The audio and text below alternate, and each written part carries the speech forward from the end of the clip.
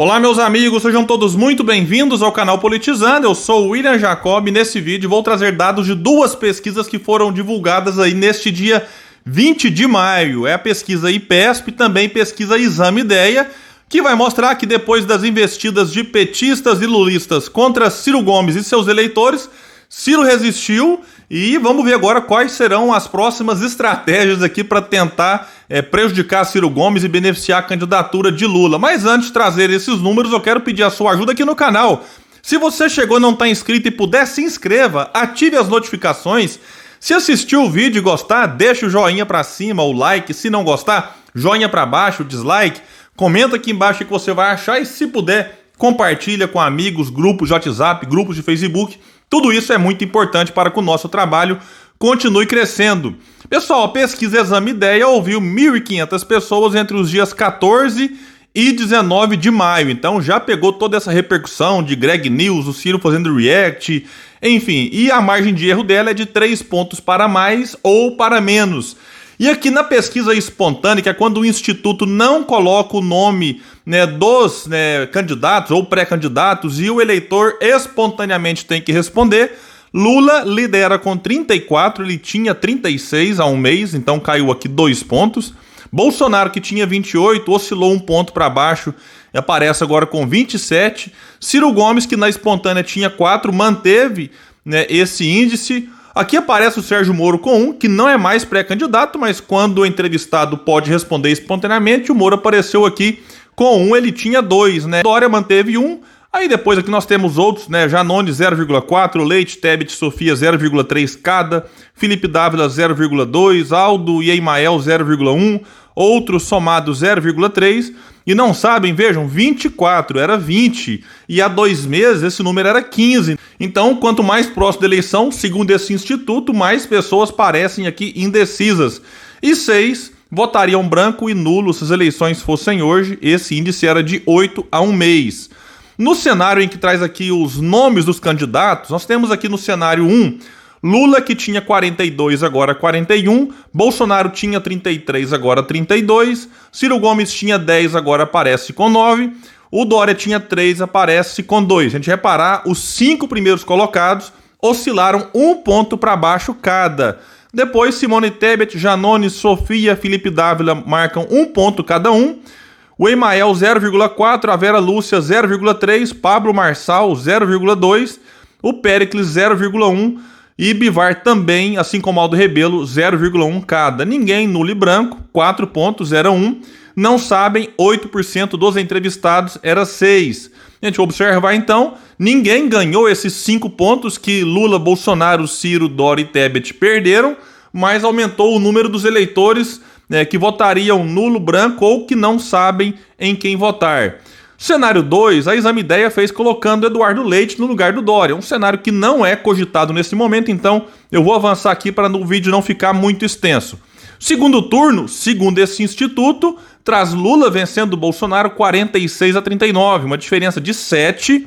O Bolsonaro não subiu, foi Lula que caiu. Essa diferença era de 9 mês passado e ela era de 16 pontos há 4 meses, para a gente ver como que essa diferença veio caindo com o tempo, mas daqui a pouco eu trago a IPESP para mostrar a diferença entre os institutos. Questão de metodologia, já que tanto a Idéia aqui como a IPESP são institutos que muitos confiam, que muitos elogiam. O Lula venceria João Dória 48 a 20, uma diferença de 28, que era de 24. Lula venceria Ciro Gomes se as eleições fossem hoje 43 a 29, uma diferença de 14, que era de 13. Essa diferença em janeiro era de 22, favorável ao Lula, então agora aqui está em 14. Bolsonaro perderia para Ciro Gomes 37 a 39, uma diferença de 2, que era de 4. Bolsonaro venceria João Dória 38 a 28, uma diferença de 10, que era de 9. Se a gente pega aqui agora a rejeição, a gente percebe que esse instituto pergunta de uma forma diferente. É assim a pergunta: e se os candidatos fossem estes e a eleição fosse hoje? Em quem você não votaria de jeito nenhum para presidente do Brasil? E a pergunta é com respostas múltiplas, por isso dá mais de 100. Bolsonaro lidera com 43, era 45. Lula vem em seguida com 40, 3 pontos só atrás aqui a rejeição do Lula em relação ao Bolsonaro. essa rejeição ao Lula era de 39%. O Dória vem em terceiro com 28%, teve um aumento significativo, era 21% ao mês, então pulou 7 pontos a mais. O Ciro tinha 18% ao mês, agora tem 22%. Ainda assim, o Ciro, entre os 4 mais competitivos, é o menos rejeitado. Os outros, menos conhecidos, é normal que tenha uma rejeição também menor. A avaliação de Bolsonaro, para mostrar que a situação dele não é nada boa, ele é considerado ótimo para 9% dos entrevistados, 19% acham que ele é um bom presidente, 26% regular, 10% ruim e 34% péssimo. Se pega aqui nos dois extremos, 9% de ótimo para um lado, 34% de péssimo para outro. E vamos falar agora da pesquisa IPESP, que ouviu 1.000 eleitores entre os dias 16 e 18 de maio. Ela tem uma margem de erro de 3,2 pontos para mais ou para menos. A mudança aqui foi mínima, né? Lula manteve 44%, Bolsonaro manteve 32%, Ciro Gomes manteve 8%. Lembrando que a IPESP agora passou a fazer levantamento a cada semana. O Dória oscilou um pontinho para cima, ele tinha 3%, foi para 4%, o Janones manteve 2%, e a Simone Tebet também oscilou um ponto para cima, ela tinha 1%, foi para 2%. Felipe, Vera Lúcia e Imael não pontuaram. No segundo turno, nós temos aqui, vejam a diferença desse instituto para o outro. Lula venceria Bolsonaro 53-34. Aqui uma diferença de 19 que se manteve, e na Ideia Exame vejam que é 7 pontos. Então 12 de diferença segundo a metodologia que cada um aplica. Lula venceria Ciro Gomes 53-25. Segundo este instituto, diferença de 28 aqui, na Exame Ideia 14, ou seja, metade. Lula venceria Dória 54-20, uma diferença de 34 aqui e 28 na outra. Ciro venceria Bolsonaro, uma diferença de 4, mas aqui a diferença entre as pesquisas é menor. Lá na Exame Ideia, a diferença a favor do Ciro era de 2, insisto aqui 4. E Bolsonaro contra Dória, 40 para o atual presidente, 38 para o ex-governador de São Paulo, uma diferença de 2 nesse instituto, 10 na Exame Ideia. E o potencial de votos na IPESP é algo a ser observado com calma. O Lula aqui lidera com 56%, sendo que 44% disseram que votariam no ex-presidente se as eleições fossem hoje. 12% responderam que poderiam votar, né, no Lula. Era 55%. Na somatória, o Lula melhorou um pontinho aqui, foi para 56%. Ciro Gomes também melhorou um pontinho, tinha 53% antes, agora está com 54%. Vejam, né, como o potencial de votos do Ciro é grande, o que indica espaço para que ele cresça quando a campanha de fato começar. Ou seja, muita gente cogita votar no Ciro. É claro que vai depender de vários fatores, mas isso aqui é um ponto importante. O Ciro, então, tem 54%, sendo que 11% disseram que votariam nele com certeza e 43% poderiam votar. Bolsonaro vem em terceiro com 40%, 32 mais 8, ele se manteve. O João Dória também melhorou um pontinho, tinha 37 na somatória, agora vai para 38, sendo que 5 com certeza e 33 poderiam votar. Então vejam na comparação entre os candidatos que querem ser essa alternativa contra Lula e Bolsonaro, o Ciro tem 54, o João Dória tem 38. Falando agora de rejeição dos 4 principais candidatos, Bolsonaro lidera aqui com 59, João Dória vem em segundo com 53, vejam a diferença para outro instituto. Tudo, né, muda de acordo com a pergunta que você faz para o entrevistado. O Lula vem em terceiro com 43 e o Ciro Gomes aqui também é o menos rejeitado, mas uma diferença pequena para o Lula, já que o Ciro aparece com 42. Então, a gente observa cenários aqui com poucas alterações, né? O Lula lidera com folga, mas parece que bateu no teto e não avança mais. E, baseado nesses 2 institutos, não venceria no primeiro turno, né, em nenhum dos cenários.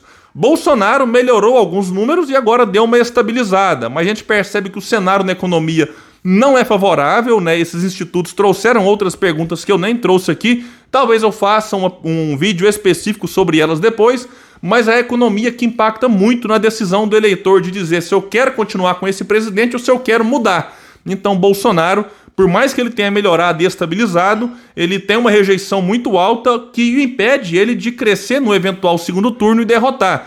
Tanto é que ele perde para Lula e perde também para Ciro Gomes e só derrotaria João Dória. E se as eleições fossem hoje? O Ciro vem sofrendo muitos ataques, um terrorismo eleitoral por parte de petistas e lulopetistas impressionante nas redes sociais. teve Greg News e teve muita coisa acontecendo, e mesmo assim o Ciro está resistindo. Ele oscilou 1 ponto na Exame Ideia, indo para 9, e manteve os 8 que ele tinha na IPESP. E os 2 institutos já captaram esses últimos movimentos aí de pressão contra o próprio Ciro e contra também os seus eleitores, e melhorou um pouco ali no potencial de votos. Ele não tem vida fácil, mas resistir em terceiro é importante, muito importante na verdade, para lá na frente tentar captar o voto útil do eleitor que está cansado, que não quer Lula e também não quer Bolsonaro. Situação difícil é de João Dória e Simone Tebet, né, e os outros também. Então me parece, né, que vai se afunilando aqui para a gente ter essa polarização, e quem tem maiores chances de quebrá-la é realmente Ciro Gomes. Mas o ponto central que eu quero tratar no final desse vídeo é para que você não caia, né, nas narrativas destes que se alimentam da polarização, que é Lula e Bolsonaro. Do lado do Lula, muitos têm como única justificativa para votar nele salvar a democracia, não deixar Bolsonaro continuar. Não falam de proposta, não falam de ideias, não debatem projeto, é só terrorismo eleitoral. Do lado do Bolsonaro, que é um governo que não tem resultado para entregar, é uma tragédia na economia, na saúde, na educação. Para onde você olha, você percebe que não temos governo naquilo que realmente importa. Então tenta desviar o assunto para outras questões menores, fazendo com que o eleitor olhe para ele como a salvação contra a volta do Lula. É tudo o que eles querem. E eu quero insistir que ninguém é obrigado a votar em mal menor no primeiro turno. Se você está cansado da polarização, não quer a continuidade de Bolsonaro, também não quer a volta do Lula, tenha calma, tenha paciência. Avalie os outros candidatos e faça a sua escolha daquele que você gosta mais, que mais se identifica, e não daquele que for menos pior. Deixa para escolher menos pior, mal menor, no eventual segundo turno, se o seu preferido não tiver nele. Até o segundo turno, faça a escolha com consciência, com calma. E é bom lembrar que nós temos ainda 5 meses para as eleições. Elas não serão no próximo final de semana, como quem alimenta a polarização tenta fazer com que as pessoas, né, acreditem e eventualmente caiam nessa coisa de ter que agora antecipar e sair dizendo nas redes sociais em quem vai votar. Pessoal, então é isso. Se você puder, compartilhe esse vídeo para que mais pessoas venham para o canal Politizando, porque aqui a gente luta por um Brasil melhor. Valeu!